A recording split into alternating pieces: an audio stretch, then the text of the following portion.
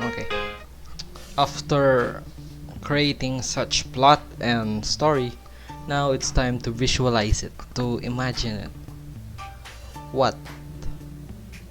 Imagine every detail, every aspects, every angle of the story. Gain such ideas for the story.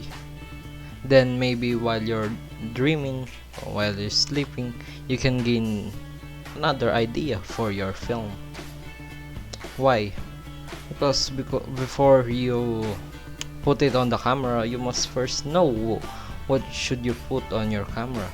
And in your imagination, you can create such unlimited assets. How?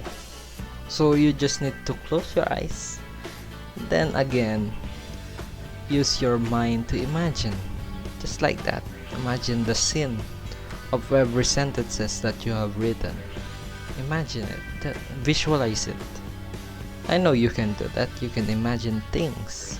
Everyone can imagine it, and by just imagining it, you can create it.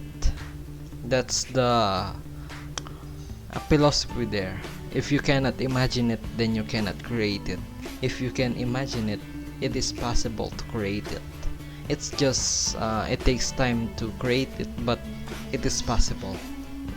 Then when like before you direct something, you must have a view from it.